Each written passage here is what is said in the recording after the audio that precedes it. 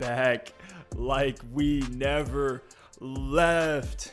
It's DMS, it's Double Move Sports, it's Stef Albiero, it's Alex Lott, the fantasy phenom. We've been on the grind with these mock drafts. It's time to start throwing our takes out there, get back into what we love to do here, what started this channel 2 seasons ago. We're getting to some player takes today, and it's hot button topics that everyone has questions about, and we got the spice for you today on this episode. Alex, you ready to get into this thing? Yeah, today's episode's fun. We're going to hit on just a little preview here. We'll hit on the Mac Jones situation in the Pats. We're going to talk Zach Wilson. And we're also going to hit on some of these running backs that need a refresh since the last time we talked about them. Their situations have changed.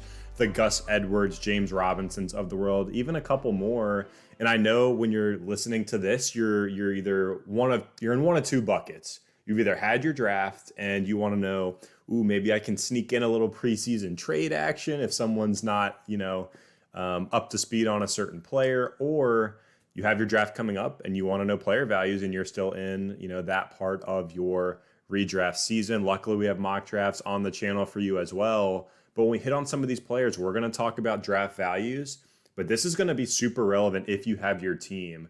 We're going to be hitting on how you should be valuing these players if you have these guys, what you should think of them, what you should do with them moving forward.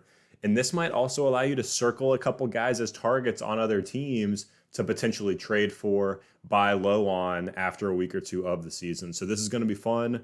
We're about a week away from that opening kickoff game. And we're so close, and we're finally getting into some of these player takes, and we're going to get games here soon, so let's get it. Let's go, and we're going to jump right in here. Talking about the AFC East. It's been a changing of the guard since the Tom Brady era in New England. Now we have Josh Allen ascending, getting a massive contract, becoming the face of the franchise in Buffalo. We got Tua, hopefully ascending in year 2, hopefully becoming the face of the franchise in Miami. And then now we have 2 rookie quarterbacks with the Jets and Zach Wilson, with the Patriots and Mac Jones. So glad I got all those Mac Jones shares in Dynasty. Yes. But let's jump into Zach Wilson and the Jets situation first. The hype is real. We have Tony Romo coming out and saying Zach Wilson looks like the next Mahomes to him, which is just, that's just a dumb take at this point. A hot take. Come on, man. Come on. Watch your mouth, Tony. Come on. But I comp, and you guys can go back into the offseason, see all of our prospect profile breakdowns. I don't want to get too deep into college takes here, but Zach Wilson to me comps to one of 2 players. It's either Baker Mayfield or like a young Derek Carr. I do think he has shown tremendous accuracy in the preseason, and I'm projecting to be in that QB 8 to 14 range. I think he'll start the year in redraft leagues as a streamer, but looks like he could be more. And if he shows flashes week 1 or week 2, he's a guy that I'm willing to blow a lot of my fab dollars on, especially in Superflex if he's not already on a roster, because Zach Wilson actually has some pretty decent weapons. Yeah, the thing about Zach Wilson and the hope for Zach Wilson is that he is the Justin Herbert of this season. And I don't think his play style is anything like Justin Herbert. By no means is that a player comp for Zach Wilson. What I mean is if you think back to the draft last season, there was all the Joe Burrow hype. There was all the hype around Tua. It was tank for Tua for a while until Joe Burrow splashed onto the scene. And in most circles, Justin Herbert was this more raw prospect. People were out on Justin Herbert. A lot of people thought he was going to be a bust at the NFL level by matter of circumstance. He gets into the starting lineup sooner rather than later, and he absolutely balled out. And there was a miss by a ton of NFL scouts, by a ton of analysts. A lot of people missed on Justin Herbert. And Zach Wilson kind of gives you those vibes this season. Like everyone's talking about T-Law. Everyone's talking about Mac now with the Patriots, who we'll get into. Everyone's talking about the mobile quarterbacks, the more mobile quarterbacks, and Trey Lance and even Justin Fields. And we're like, hey guys, Zach Wilson's in New York starting week 1, and we're forgetting about Zach Wilson.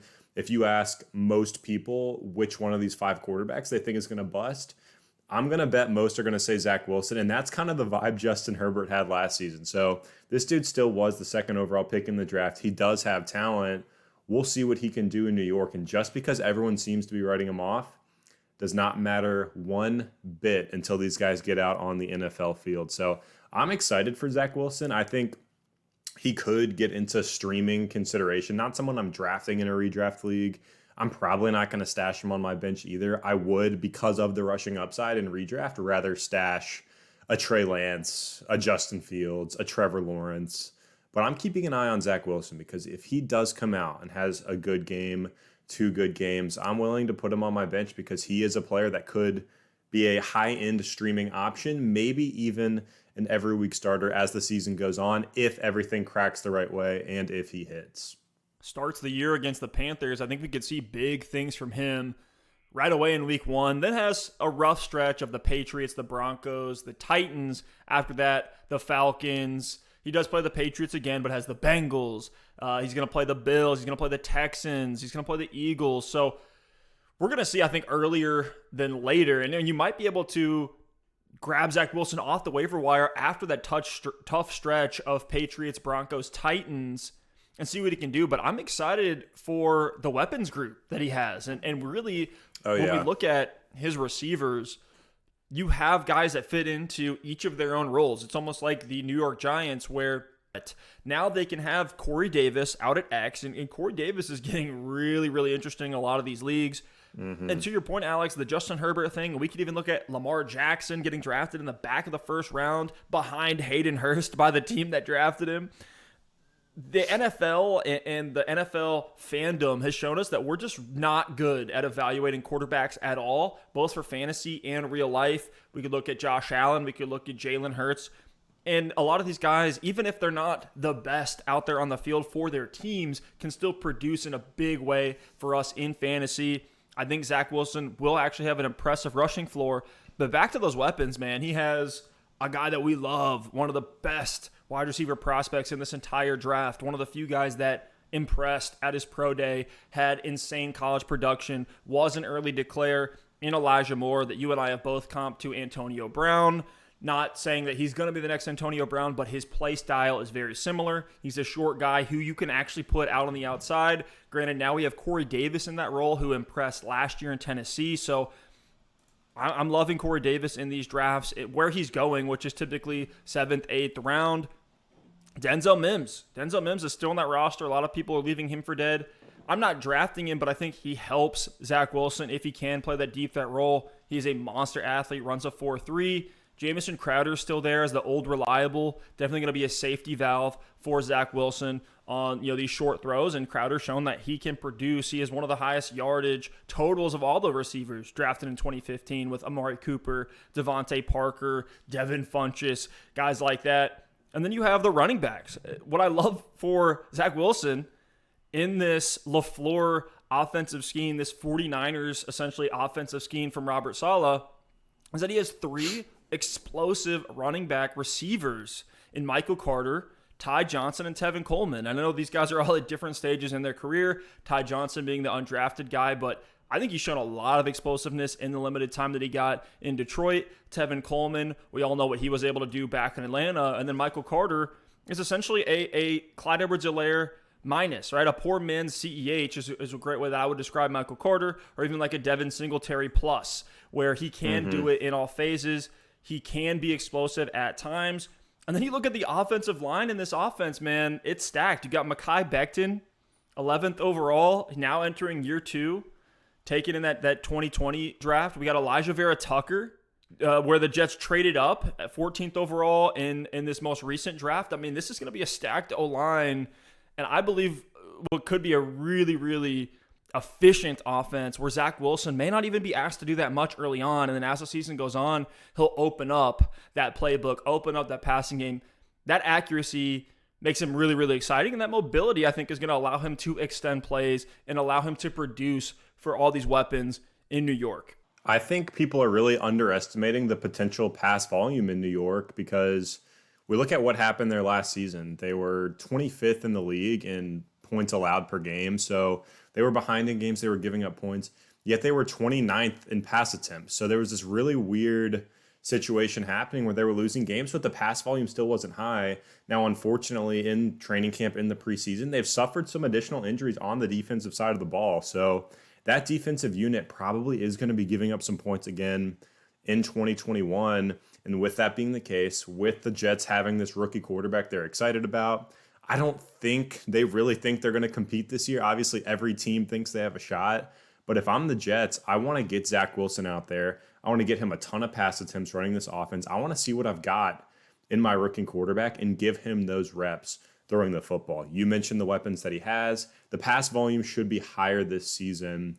In worst case scenario, in his rookie year, we should get a Gardner Minshew level season from a fantasy football perspective. Gardner, a 6th round pick. So the talent, the natural talent coming out wasn't nearly as high, but for his rookie year and even last season in an up and down year where he wasn't starting every game, Gardner was streamable in fantasy football. Decent weapons, high pass volume. That could be what we see with the New York Jets, but the talent of a guy like Zach Wilson, I mean, if it's the worst case scenario, I think you're still getting a Gardner Minshew level streamer. Best case scenario could be ridiculous upside in New York. So keep an eye on Wilson, and as your season goes along, he could be one of these rookie quarterbacks that you pick up and that you can plug in and stream, and he could be very, very valuable in these leagues. So definitely don't be writing him off as you come out of your drafts. Yeah, especially when, you see the hate train just based on the headband. Oh, yeah. And, the douchey smile, the BYU pedigree. And that's the reason why I didn't love Zach Wilson was his level of competition in college. But we got to throw all that stuff out. I mean, we're seeing Trey Lance coming from the FCS getting all this hype. Why can't the same thing happen for Zach Wilson? But let's flip over to another team, New England Patriots. Mac Jones officially named the starter. Cam Newton is gone from the team. The comp for me with Mac Jones, again, not going to go too deep into the college numbers. You can go see all the videos we put out this offseason going into what he did at Alabama, especially that senior year, which was just insane.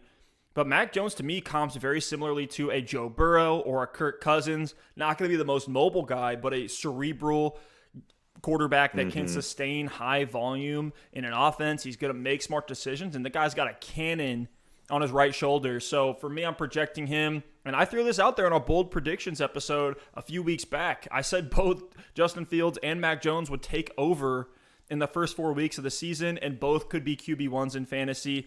I have Mac. Step 1 complete on that hot take. I'm impressed. I'm feeling great about it so far. We'll see if they both enter the top 12, but Mac Jones should be able to enter that QB 10 to 15 range. Again, a solid streamer, just like Joe Burrow and Kirk Cousins. Not a guy I'm circling or aiming for in drafts, but the impact on these New England weapons, I mean, scratch off everything that you thought this New England Patriots offense was going to be this year, because Mac Jones brings a whole different style, a whole different scheme, a whole new skill set under center in New England.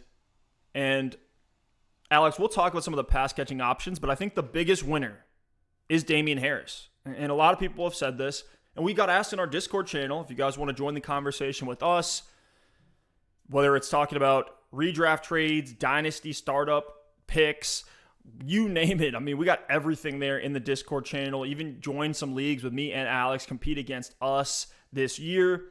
But some of the folks in there were asking, why is this so good for Damien Harris? I don't get it. Doesn't Cam Newton help that rushing attack? The answer, plainly, in its most simple sense, is Cam Newton and Damien Harris both had the same amount of rushing attempts last year. It's bad. Just think about that. I mean, you're getting now 137 carries that are now available on the ground. And now, look, we're not going to copy and paste everything over. I don't think Damien Harris is going to see 260 carries this year. But you also add in the fact that Cam Newton on the ground last year had 12 touchdowns. So now there's even more goal line work. And you add that also into the fact that Mac Jones is not this mobile rushing playmaker on the ground. He's not going to truck guys over. He's definitely more from the Tom Brady mold than the Cam Newton mold.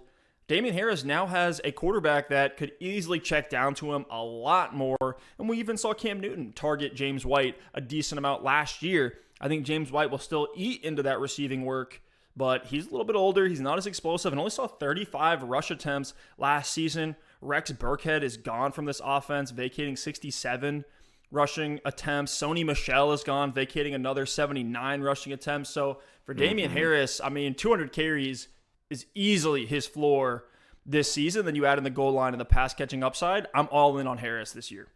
Yeah, I agree with you. And we haven't talked about this a ton on the channel, but you and I behind the scenes have he might be the guy we've talked about the most this season. I feel like last year it was Ronald Jones and Leonard Fournette. And I feel like between you and I, Harris has been one of these guys we've kind of been feuding on behind the scenes, giving our takes for why we believe or don't believe, in my case, in Harris. And I'll even admit this move to Mac Jones really makes me a little more interested in Harris. And before I was out, I thought, this nasty low volume offense with Cam Newton, him taking a ton of the work, you have these other running backs to worry about.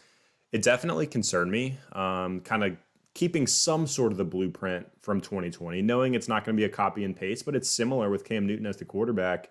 And not only Mac Jones becoming the starter, but Cam Newton getting cut tells me that they're throwing that all out the window. Like, this is going to be a completely different looking offense in 2021.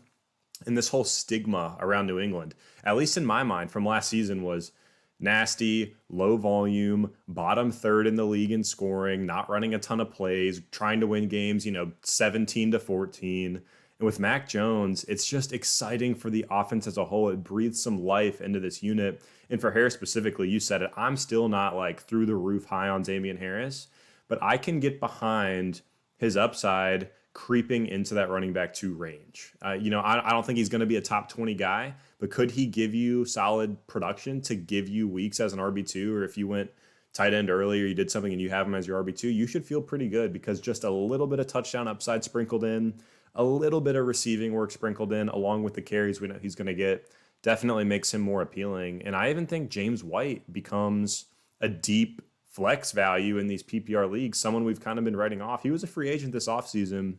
They decided to let Rex Burkhead go. They could have stuck with J.J. Taylor, done more of a rebuilding type of thing. But Bill Belichick, they've got a strong defense. They have Mac Jones now at quarterback. Bill's not trying to rebuild right now. He's trying to win. I really think he thinks James White is going to help out this offense enough as a veteran back to give him snaps and help give him wins. So I think James White's going to continue to be the receiving back on this team. Now, I don't think it's the James White of old with top 15 upside. But if he's on your waiver wire, if you've already drafted and he's sitting out there in a PPR league, I think he's worth a bench stash, because you can never have enough running back depth. And he's someone that could be a plug-in value if you have bye weeks, if you have injuries, things like that. I think it's really exciting for all the wide receivers, for Jacoby Myers, for Nelson Aguilar. He's a guy I'm going to keep my eye on. And then Jonnu Smith. Your hot takes, Steph. Not only the Mac Jones hot take, you also had a Jonnu Smith hot take.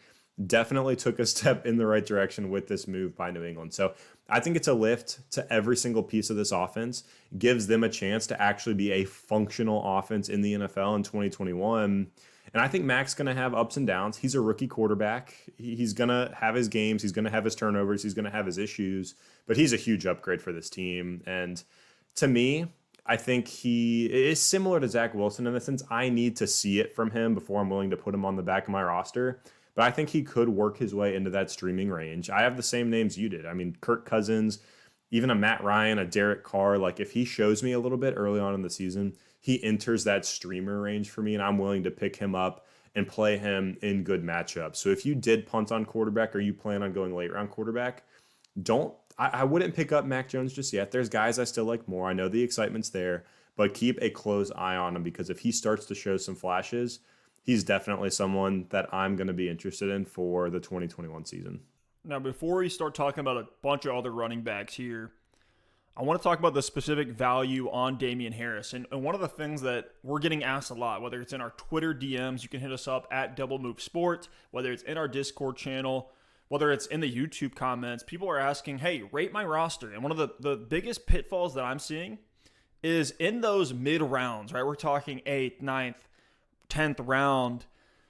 I'm seeing names like Juju Smith-Schuster getting taken there. Brandon Cooks. As a 4th wide receiver on people's bench. That's the problem. Jarvis Landry, Marvin Jones, Michael Pittman, Marquez Callaway. Like, this tier of receivers, I'm fine to just take whoever falls the farthest and shoot for the moon at running back and go ahead and take a Damien Harris. Go ahead and get a Trey Sermon.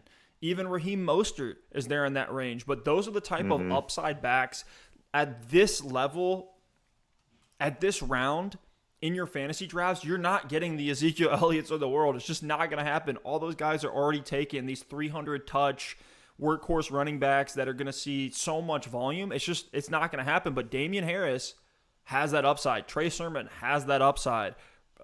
These are guys that you need to be taking, not Juju Smith-Schuster, who you kind of know what you're going to get out of him. He's not going to be a league-winning pick for you. He's going to be a fine flex name. He's going to be a guy you can plug in on bye weeks and injuries, but why are you paying up for one of those guys when you could take a gamble that could hit in a big way and turn your roster from a playoff team into a championship roster? We're trying to win these titles out here.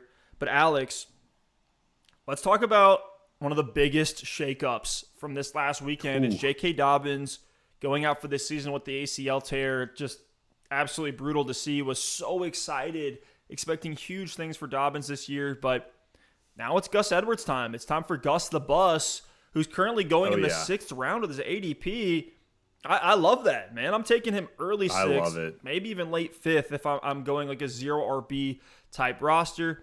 If we start the season and Baltimore doesn't sign anyone, I love him even more.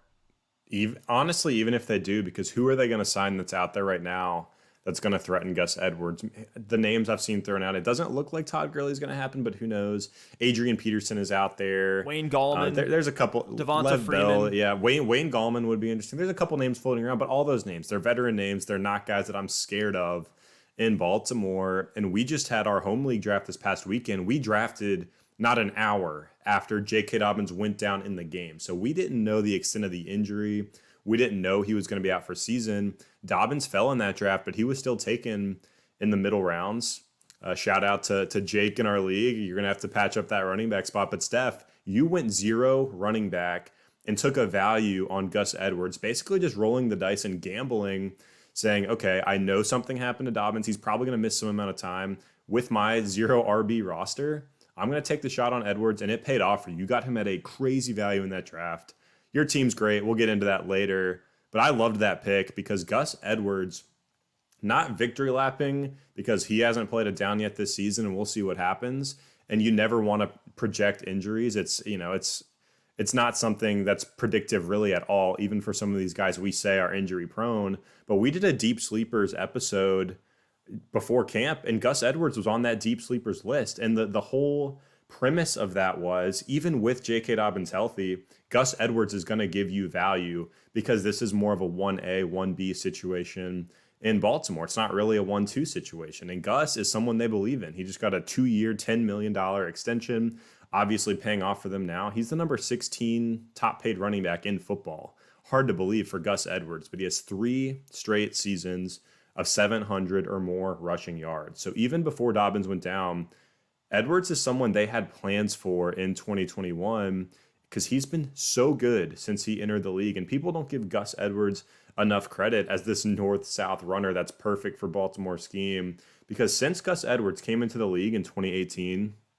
he is number 1 in yards per carry at the running back position with 5.2 yards per carry. Beautiful. And that's on 414 attempts. So great sample size. He's very efficient. And like I said, I expect Baltimore to sign somebody, but I don't know why Gus Edwards shouldn't be valued closer to where J.K. Dobbins was being valued before. Because yes, Dobbins has a better skill set. He definitely adds more as a pass catcher. But imagine what would have happened to J.K. Dobbins' ADP and his value if Gus Edwards had been the one that had gone down. I mean, J.K. Dobbins would have gotten up into like the Joe Mixon, Najee Harris range, I think, because he would have been the clear dominant workhorse in Baltimore. But just flip that on its head and say, well, now you got Gus Edwards without this 1B situation. He's the clear number 1, even if the skill set's not as high. So I think I've got him as a solid mid-tier running back. Like he's in the Josh Jacobs, Miles Sanders range for me, to be honest with you. He's closer to that group than he is the Mike Davis group, that's for sure. You know, he'd be at the tail end of that group for me. I would take Jacobs, I would take Sanders. But, I mean, Gus Edwards is right there. So he could easily have a 1,000-yard, 10-touchdown season this year. Wouldn't surprise me one bit. And while he still won't be the complete workhorse in Baltimore, he has this backfield almost all to himself right now. Just Justice Hill there. And then you're going to have to help me on this one, Steph. What is it, like Tyson Williams? Tyson. Undrafted. Was he an undrafted I've been free saying agent? Yeah, Tyson. so Tyson Williams and then potentially some veteran that they bring in. So I'm in on Gus Edwards, and if you already drafted and got him at a value, good for you. You should definitely utilize that. Maybe you have some running back depth and you can make some moves as the season goes along. But if you haven't drafted yet and he's there in the 6th round, that's an auto pick for me. Yeah, I mean, you nailed it there, man. One of the most efficient backs in the league. Now moves into the RB1 role and one of the most efficient rushing attacks in all of football. I think for me, the only issue with him before, right, because the efficiency was great. The touchdown volume honestly was great for a guy who was a 1B in an offense. 6 touchdowns last year. Had a sprinkle of passing game work. 9 receptions for 129 yards. Was still pretty efficient, man. 9 receptions for 129 yards is actually ridiculous. But you add in... The only problem there was that lack of volume, where I think now he moves from an 8 to 12 carry a game guy to a 12 to 16 carry a game guy with that double-digit goal line upside that J.K. Dobbins had.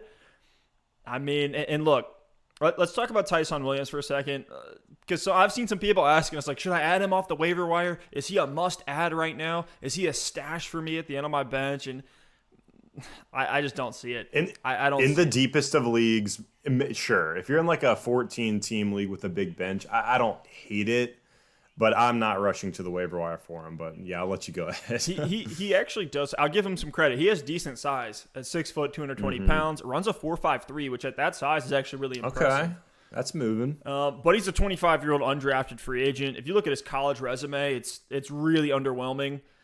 I don't like him more than a situational piece, and that situation could crumble quickly if they sign somebody. This guy played on 3 different offenses in college: North Carolina, South Carolina, and BYU, and then didn't even make a roster for another couple years.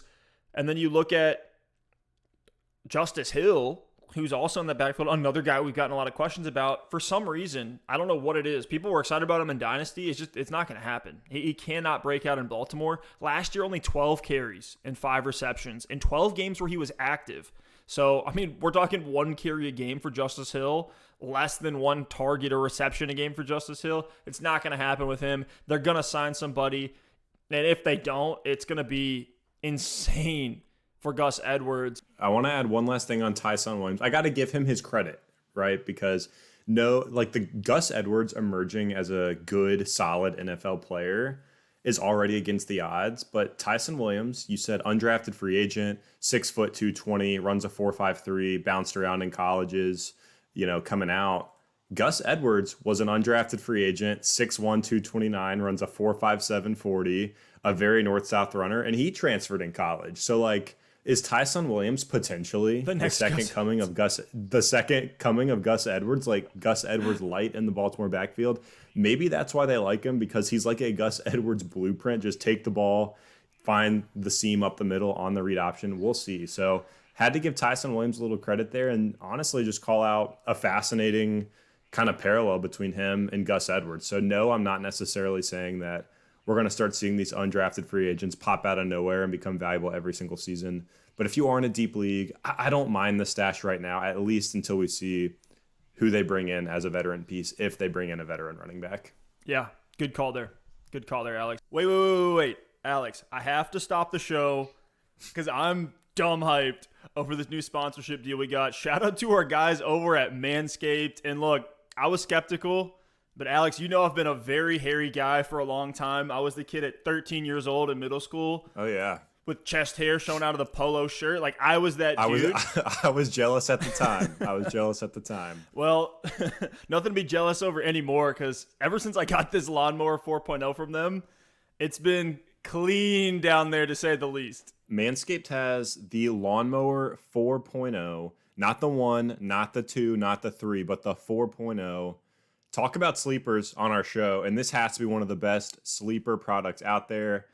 I was skeptical as well, and it's been an absolute game changer. Check out Manscaped. This thing is legit, and you will definitely not be disappointed by this full body trimmer. It's incredible. So Manscaped was nice enough to give us a 20% off discount code for the Double Move Sports viewers. You can get 20% off and free shipping with code DMS at manscaped.com. That's 20% off with free shipping at manscaped.com. Use code DMS. Unlock your confidence and always use the right tools for the job with Manscaped.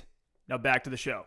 But let's move over to James Robinson, another guy in a backfield where you had the projected RB1 go down, now takes over. We haven't talked about him yet on the show. I think we've taken him in a few places in our drafts, but to me, he now becomes that perfect third, fourth round running back. I put him in the same tier with Miles Sanders, who Miles Sanders for me is firmly at the top of this tier. But then after that, you get Chris Carson, David Montgomery, Josh Jacobs. And I think Robinson is closer to Sanders and Carson than he is Monty and Jacobs, because he showed last year that, look, even though he is this undrafted miracle story, he showed that he has the size, he has the speed, he has the durability to get it done in the NFL in all facets of the game. And one of the reasons people are potentially fading J-Rob is because of Carlos Hyde. And look, Urban Meyer loves this guy. The Ohio State connection is definitely there between these two. But when you look at Carlos Hyde as a player, he's about to turn 31 years old. He's inefficient through the air and on the ground last season in what should have been a great smash situation for him in Seattle. But I do think he'll get some work. But that's not an indictment on J-Rob as that high-end RB2 coming off a top 5 fantasy season where he saw 240 carries, 60 targets, had 86% of the Jacksonville opportunities in that backfield.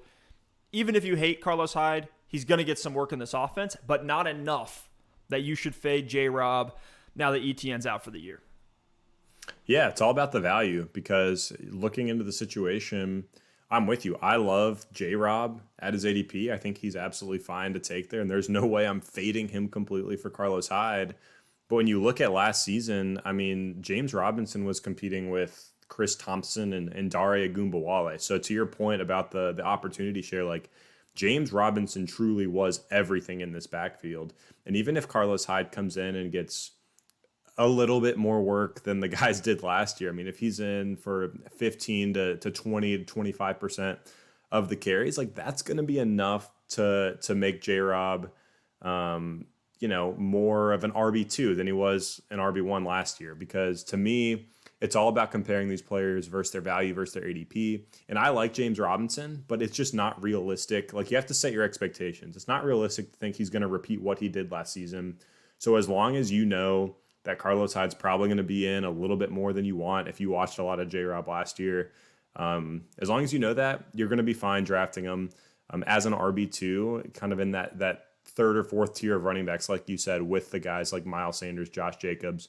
But when I look at James Robinson and the touchdown upside this season, I originally went into it thinking like, oh, the offense is going to be much more efficient this year. They're going to score more points. So there should be more touchdown upside. But I'm actually not so sure about that, because J-Rob somehow last season, for a team that was 30th in the NFL in scoring, he still scored 10 touchdowns in his 14 games. Like, this guy was electric last season, and he found the end zone. He had a nose for the end zone. He had more touchdowns than Zeke, more touchdowns than J.K. Dobbins, as many as David Montgomery. So right now I have J-Rob projected at 11 touchdowns, so it is a little bit better than last season. The hope with J-Rob and the upside for J-Rob is that if he does cede a little bit more work to Carlos Hyde, that maybe he gives you that extra touchdown or two to push him over the top and give him potentially, in a best case scenario, top 10 running back upside for 2021. So he's someone I love taking as a running back too. We know the volume's going to be there. And if things break the right way and he's able to get into the end zone for this Jacksonville offense that should be much improved, that's how he's going to get it done for you in fantasy and exceed the value where you got him in your draft. And the reason we're in on this Jacksonville offense is because of all their ADPs with this unknown of Trevor Lawrence, the unknown of Urban Meyer, is actually depressing their values enough where they become interesting gambles for where they're going in your draft. If you do take James Robinson, if you do take Laviska Shenault, who we both love, we've talked about him a ton on this channel, just pray that Jacksonville can be functional enough and that Urban Meyer can be competent enough to give James Robinson the ball and actually keep this offense moving. Also add in the fact that Marvin Jones is hurt and DJ Chark has a broken hand. So those two things could play into James Robinson potentially getting a little bit more target volume to start the season. But Alex, let's talk about one of the guys that I'm so excited about this year. Over the last month, he's gone from a guy that I was meh on to a guy that I'm all in on because of the situation, the things that are happening around him. It's Trey Sermon. I'm all in on Sermon because we got Wayne Gallman getting cut yesterday. Jeff Wilson is on the PUP, so he's at least out for 6 weeks with a torn meniscus. That's another guy that doesn't have a ton of draft capital behind him. This team could easily move on from Jeff Wilson. They drafted Elijah Mitchell in this same draft as Trey Sermon, but honestly, Elijah Mitchell, while we do like him as a prospect for being more of like a sleeper type name that was drafted in the 6th round, he is undersized. He has worse draft capital than Trey Sermon, not as good as an athlete. And then you look at JaMychal Hasty, whatever. He had a horrible year last year. He's slower than Elijah Mitchell, worse in the passing game. To me, this is clearly Raheem Mostert, Trey Sermon, 1A, 1B to start the year. And I believe Sermon is going to take over at some point. I think it could happen earlier than later. If you look at Raheem Mostert, he played 8 games last year, so missed half the season. He's had a knee injury. He's had a high ankle sprain, multiple high ankle sprains last year, an MCL sprain, a knee sprain in 2019. This guy just can't stay healthy for a long, long period of time. He did actually end up playing 15 games in 2019, but only saw a 36% snap share, wasn't used in the passing game, only 1.5 targets per game.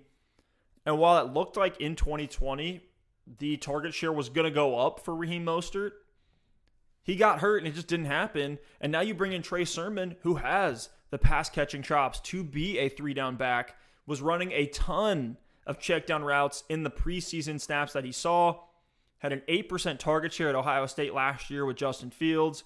If Raheem Mostert goes down, I think the upside for Trey Sermon is stupid level of upside. You know, this one's tough because I've been rising on Trey Sermon with you. And earlier I mentioned that you snagged Gus Edwards in our home league in a 0 running back strategy. You snagged Gus Edwards, and then the other running back you snagged was Trey Sermon, and I loved the pick. So I think you nailed it with what his upside is. But as I've looked into this situation, and really today, like last couple days, I've started digging into what we can expect for Trey Sermon and like what is going on in San Francisco and what's up with these values and what's going on with the running game. You know, why don't they have a consistent running back that's been their clear-cut guy for the last 3 seasons? And just listen to this. Listen to the numbers, because honestly, it's mind-boggling. Because over the last 3 seasons, under Kyle Shanahan, the 49ers run game has been great. In 2020, they were 15th in the NFL in rushing yards. In 2019, they were 2nd. In 2018, they were 13th. So they're putting out good rushing seasons every single year. But if you look at the rushing yard leader on the team, it's not what you would expect. You would expect a guy to be going over 1,000 yards if you're consistently in the top half of the league, or 2019, 2nd in the league in rush yards. But in 2020, when they were 15th, Jeff Wilson was their rushing yard leader with 600 yards, 12 games played. In 2019, when they were 2nd, Raheem Mostert, you said it, played 15 games, 772 yards. He led the team in rushing. In 2018, Matt Breida, 814 rushing yards in 14 games when they were 13th in the league. So my biggest concern from San Francisco is this pattern, this theme that we're seeing that's like, okay, I know guys have been in and out of the lineup, but each and every season, when they're a good rushing team, it doesn't matter who the running backs are, a totally different group of guys every single season. It doesn't matter, and not one has really emerged on a full year to be the guy you want him to be. So we've seen pop games. We've seen Jeff Wilson pop off for huge performances. We've seen Raheem Mostert do it. We saw Matt Breida do it. Shoot, even JaMychal Hasty had a good game or 2 last season. Tevin Coleman had a couple big games when he was there. Jerick McKinnon, exactly. So you see all these guys, they're in a rotation. I know some of it's driven by injury, but not all of it based on the themes that we're seeing. And the fact that they've been a great rushing football team and they still can't get a guy over 900 yards on a season, it just raises a little red flag for me. So if someone could do it, it would be Trey Sermon, coming out with decent draft capital in the 3rd round, fresh legs out of college. So I believe in Trey Sermon's skill set, but then you also have to think about Trey Lance potentially coming in as the starting quarterback, and he's going to take some rushing yards. If Trey Lance comes in and runs for 50 yards a game and has a touchdown every now and then on the ground, like, what is that going to do to further muddy this situation in the backfield? Because you still do have Mostert. When Wilson's back, he will be on the field. They're carrying a lot of running backs. They're carrying 4 healthy running backs right now which is kind of concerning for Trey Sermon's value. Mostert is still there and looks like he is the 1A right now in the backfield. So all I'm saying is there is some reason to be concerned. I know we get these big eyes and we get so excited about these rookies, especially when they flash in the preseason. But I just want to call out that there is some risk there as well. But with all that being said, I know it sounds like I'm out on Trey Sermon. I still think Sermon is a solid flex guy to start out the year. I think he's going to get work. He's going to be valuable enough on a good rushing team to be someone you can throw out there and start, and he's going to be okay. And you mentioned it, Steph. If Raheem Mostert does go down, if he does miss any period of time, Trey Sermon enters that must-start territory, because when Kyle Shanahan does get a running back that is kind of the last man standing, he's not afraid to give him every bit of volume and every bit of opportunity in this offense. That's why we've seen Jeff Wilson, the fourth guy on the depth chart, go for a 3-touchdown game. So if Trey Sermon is that guy for any period of time, I think the upside is there. But I just want to say, if this group does stay fairly healthy and they have a couple guys that are active every single week and Trey Lance comes in as this running quarterback, there's some reason to be concerned about the volume for Trey Sermon. I love the throwing out the red flag, right? I got so hyped, and then you're tempering it a little bit. I think somewhere in the middle is exactly where folks should be. And all of your points were absolutely true. I do want to throw out one thing. And this is definitely narrative street. This is definitely looking historically to make predictions about the future, which we typically shouldn't do in fantasy football. That's one of the biggest things, like the difference between good fantasy players and bad fantasy players, good draft picks in your leagues, bad draft picks, is using last year as the only temperature check on these player values. But I will say this, the last time Kyle Shanahan had a true workhorse was when he was the coach of the Washington, at the time, Redskins from 2012 to 2014.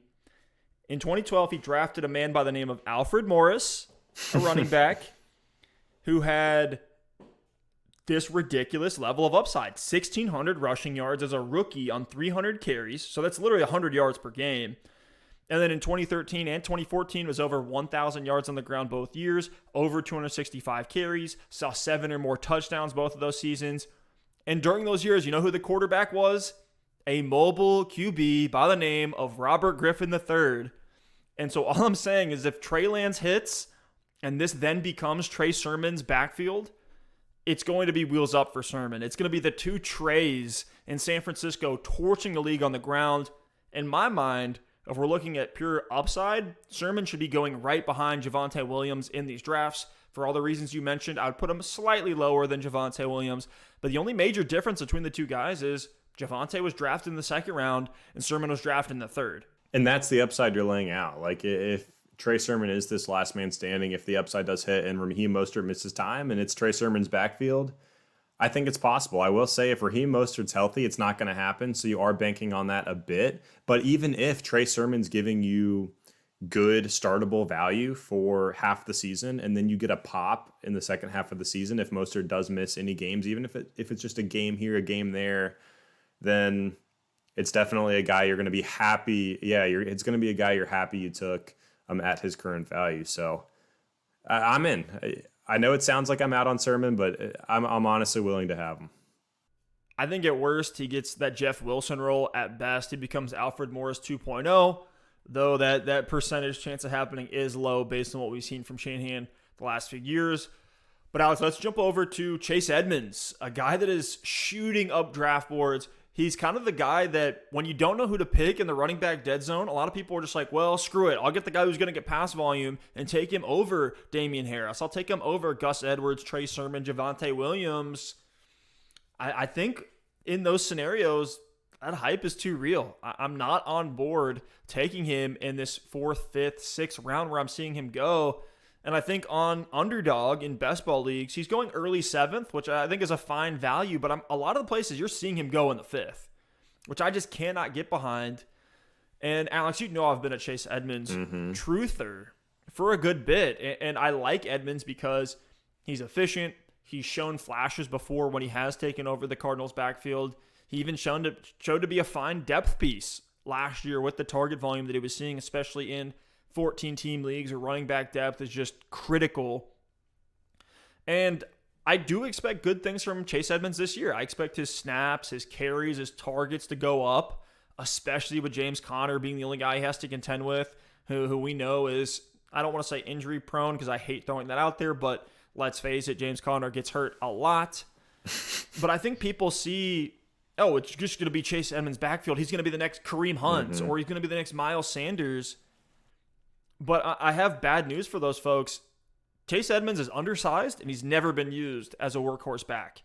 Even when we had Kenyon Drake cramming into the offensive line for 2-yard gains for all of 2020, Edmonds never got the full reins. And even when Kenyon Drake did go down due to injury, Edmonds saw 25 carries and 3 targets, but was shut down with only 2.8 yards per carry, a disgusting 11.8 PPR points on that week. For that volume, that's unacceptable. That's where he was supposed to be a smash play that week. He was like everyone's RB1 or RB2 that week. People were throwing him into the flex, and he severely underwhelmed. And Alex, I'll let you get some takes in because I know I'm taking up all the airtime here, but one of the biggest red flags to me for Chase Edmonds is that over the last 3 seasons as a starter in Arizona, he's only had 1 carry inside the 5-yard line. Whether it's James Conner, whether it's Kenyon Drake, whether it's Kyler Murray, I have concerns for Chase Edmonds' touchdown upside.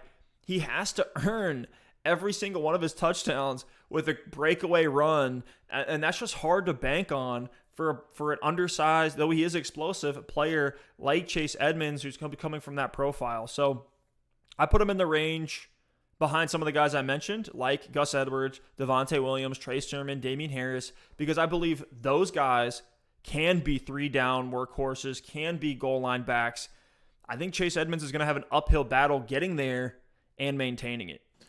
You know what's so weird is that why are we talking about Chase Edmonds the way that we are, and we're not talking about Nyheim Hines that way? Because, I mean, you laid out why Chase, he's just not built his frame. He's just not a workhorse back, 5'9", 210. I mean, he is Nyheim Hines' size, and that's essentially the role he plays for the Arizona Cardinals. So the fact that Chase Edmonds is one of these sleepers that's being taken, I've seen him go in the 4th round, which is absolutely absurd.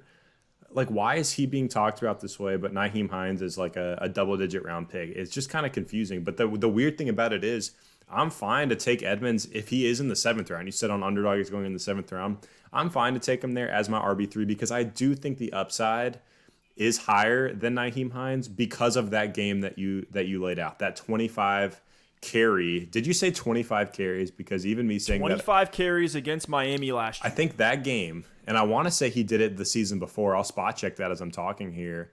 But the fact, this year before against the New York Giants, he had the backfield to himself, 27 carries. So those tiny glimmers of a sample size is actually why Chase Edmonds is being talked about differently than Nyheim Hines, because we know if Jonathan Taylor misses time, if Nyheim Hines is this like number 1 back for a given amount of time, like he's not going to be a workhorse. He's not going to get 20 carries. He's not going to get 25. He's not going to get 27 carries.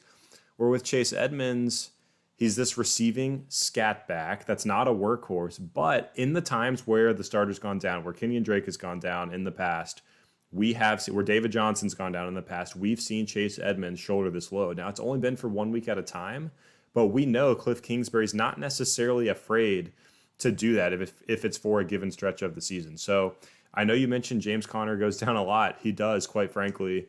We've seen it over the past several years. But if James Conner is kind of like banged up throughout the year, misses a game here, misses 2 games there, he's kind of in and out of the lineup, I think that's actually where Chase Edmonds could hit that upside, because in those scenarios, I don't think Arizona is going to go out and sign someone off the street if James Conner's out for a game with an ankle sprain. But if James Conner was to like get a season-ending injury, I think that's the point where Arizona actually wouldn't make Chase Edmonds a workhorse back. They would go out and pick someone up to give it more of an even split, maybe trade for somebody or something like that. So Chase Edmonds, for me, if he's going to go in the 7th round, I'm fine to take him there. To me, he is behind that range we talked about. He's behind the Gus Edwards range. He's behind Damien Harris. He's behind Kareem Hunt for me. But I'll take him in front of Mike Davis. I'll probably take him in front of Darrell Henderson as well at this point. Just the Darrell Henderson vibes aren't really going the right way, and I'm kind of sketched out by the Sony Michel trade, by the Darrell Henderson injury. So I'm kind of staying away from that backfield at this point. But Chase Edmonds in 2020 was 7th amongst running backs in targets over 4 per game. He only saw 6 carries per game. So if this season he can take that 4 targets per game, even to like 4.5, just maintain the receiving share that he had. And then if in terms of carries, he goes from 6 carries a game up to 8 to 10 carries a game, that's going to be enough to make him a viable RB2 in PPR formats. He was RB25 last season. If he just gets a slight uptick in that workload for 2021, I think he is kind of safely in that RB2 range. Worst case scenario, a high-end RB3. And the upside could be there for some splash weeks if James Conner does miss time. So Chase Edmonds, he's one of those polarizing guys, man. Super hard to pin down. I think his usage, even if we come out week 1 and 2 and see his usage one way, I think it's one of those situations where it could change as the season goes along. And you're kind of going to be rolling the dice as long as James Conner is in the lineup. But right now, if you can get him as your running back 3 at value, more than happy to go in on Chase Edmonds for 2021. Yeah, and another question here is why are the Cardinals running the most 4 wide receiver sets in the league, bringing in A.J. Green, drafting Rondale Moore? I think some of those guys could take away a lot of that target volume from Chase Edmonds in the short, quick passing game. But let's move over to a wide receiver. This will be the last topic on today's show. And in the same way you're talking about with Chase Edmonds, if his usage could certainly change throughout the season, we don't want to overreact to what happens in week 1. Same case with Zach Wilson. He might come out in week 1 against the Panthers and absolutely shine, but then get shut down over the next 3 weeks against the Patriots and the Broncos in some tougher matchups. But even in the preseason, and this is something we've been preaching over and over and over again, and we're going to continue to do it, is do not react to camp and preseason reports. And the guy who's been at the headline time and time again so far in this camp cycle has been Ja'Marr Chase, a top 5 draft pick who's super hyped up. He's had a lot of drops. Really only had one strong highlight play, and it was a check down, essentially. It was a screen pass that he was able to take for something like 19 yards, but I'm not going to overreact to those. I mean, last year we had Olabisi Johnson being proclaimed as the number 2 or number 3 over Justin Jefferson. People react, especially to names that are hyped up. It's like every small issue just gets magnified to the 1,000th degree. I'm not overreacting to these Ja'Marr Chase drops. And I got called out the other day on one of our mock drafts. I took Ja'Marr Chase in the back of the 5th round. When I needed a wide receiver and it was in this running back dead zone, I was like Chase Edmonds or Ja'Marr Chase. I ended up going with Ja'Marr Chase, especially over Chase Claypool. People were pissed off about that. But with Ja'Marr Chase, you got to look at the situation and what his resume has shown us up to this point. You can't just look at, he's been really bad in camp coming off a year where he didn't play football. I guess he's just trash now. Because the situation is phenomenal. All 3 of Boyd, Higgins, and A.J. Green last year were all over 100 targets. A.J. Green vacates over 100 targets. Joe Burrow was on pace to be 2nd in the league in pass attempts, just behind Big Ben at 40 attempts per game. And regardless of game script, the Bengals are always passing the ball. And they're mostly losing, which is great for this offense, which we've talked about being a Dallas Cowboys light with a strong 3-down workhorse back in Joe Mixon, 3 very solid wide receivers, and no tight end presence that folks need to compete with. We had 194 vacated targets between A.J. Green, Gio Bernard, and John Ross. I think Ja'Marr Chase steps into a role where he can see that Justin Jefferson level, 125 targets in year 1. And Ja'Marr Chase and Joe Burrow have insane rapport on film. I mean, Chase is going to be looked to early and often, I believe, in the red zone. And in 2019, Burrow's senior year at LSU, where everyone just fell in love with him, right? Who's the only college quarterback to ever have a better passer rating while under pressure. That wasn't all just Joe Burrow being incredible. That's also Ja'Marr Chase knowing where to be on the field. That's why he had 111 targets, 1,700 yards, and 20 touchdowns in one season in college. You got to remember what this man is capable of, relegating Justin Jefferson to the slot, making Terrace Marshall a third stringer. Man, I'm still excited for Jamar Chase. I'm not overreacting to this news of these drops and him looking bad in practice. And we've also seen reports of him being good in camp and at practice, and people just seem to throw those under the bed, essentially. Yeah, I'm willing to buy this perceived dip on Jamar Chase for sure. And you mentioned the target volume he's going to get. I statted out the Bengals, and right now I have Jamar Chase, Higgins, and Tyler Boyd all well over 100 targets. They're all over 115 targets for me right now. And I know it sounds crazy, but teams can support target volume for 3 wide receivers. We saw Dallas do it. That's the easy, team to throw out there. They had 130 targets, 111, and 105 for their top 3 receivers. But even Carolina last year had 136, 118, and 97 targets for the top 3 receivers.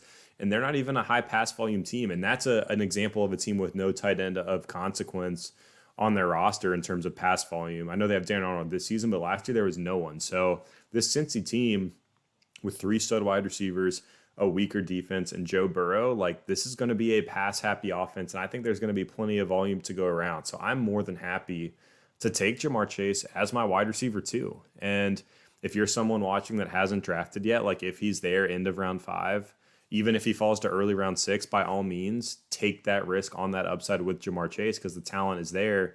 And you mentioned it. We got to remember, he's been out of football for an entire season, opting out of the 2020 college season. So, of course, he's going to have to knock off some rust in training camp and in the preseason. I definitely think it's possible he gets off to a slow start, one, because of that missed time playing on a competitive football field in real, live game action. And 2, just because he's a rookie wide receiver. We see this all the time. So I am more than happy to draft him at value. And if you're a team that's already drafted and you don't have Jamar Chase, this is going to be one of my guys to keep an eye on in your league because I'm going to buy low on Jamar Chase if he disappoints in the first couple games. He starts out with Minnesota, Chicago, and Pittsburgh. Very, very possible he comes out of those first 3 games without a very stellar performance, without really doing a lot for your fantasy team. But then after that, he gets Jacksonville, Green Bay, and Detroit. So if the team that drafted Chase in your league is down on him after those first 2-3 games, I'm making an offer. I'm in there, I'm making an offer and seeing if they're going to sell him to me. Hopefully he's a guy I can keep on my bench for that Jacksonville game, see what happens. And if he plays well, I'm willing to start him against Green Bay in week 5. But if we look at Justin Jefferson last season, it was the same case. I mean, he came out first 2 weeks, 4 fantasy points, 7 fantasy points. Week 3, he popped off for 30. So don't give up on Jamar Chase too early. He's got a lot of things he's working through. 1, as a rookie in the NFL. 2, as someone who just took a year off of competitive football. So Jamar Chase, and those matchups are tough too. I mean, having Pittsburgh and Chicago in week 2 and 3 isn't going to do them any favors. So be patient with Chase, and he's definitely someone I'm willing to hang on to if I already drafted him, and someone I'm going to scoop in and make an offer for if someone else has him in your league. He's the equivalent of that Javonte Williams or Trey Sermon, where he should ascend as the year goes on, could be a league winner for you down the stretch. Love what you said there on him being a potential buy low once we're in season. I will say, the odds are against Jamar Chase to be a wide receiver 1. Of 31 wide receivers taken in the first round of the NFL draft, only 2 of them have been wide receiver 1s in their first year. Oddly enough, those guys are Justin Jefferson and Odell Beckham, both LSU products. But we've seen Jamar Chase line up with Justin Jefferson in that same wide receiver room. So could it happen again? Certainly. Am I expecting it? No, but should be a strong wide receiver 2, which is exactly where you're getting him. And that upside is insane. I would love to have him as my flex down the stretch this year. And one more thing I'll say on taking him over Chase Claypool, because when you think of Chase Claypool, he's also this athletic freak upside name. What I don't like about Chase Claypool is he's not quite as good of a skill set match with his quarterback. And we know Jamar Chase and Joe Burrow have this connection. With Big Ben, we saw him decline down the stretch last year. We know both offenses have brutal offensive lines. The Steelers and the Bengals O-lines are not ones that get you excited. Then you add in the fact that in Pittsburgh, they have Eric Ebron, who is a tight end that needs to be considered, who is going to get his due in the passing game. And you add in the fact that Pittsburgh should be in much better game scripts with that dominant defense. So there you go. Shout out to whoever it was on our last video. Call me out for going Chase over Claypool. But Alex, I think that's it for today's show. I'm so pumped up for the season. Kickoff is 8 days away. We got Bucks, Cowboys to kick things off. Keep following with us throughout the season. We give our deep shots of the week. We get into start-sit decisions. We talk about all those big topics, whether it's about rookies that are breaking out, quarterback changes, injury impacts. Follow along with us all year. Of course, hit that Discord channel. We're in there doing live streams, giving you feedback on your waiver claims. Whatever it is, talk fantasy with us and the community.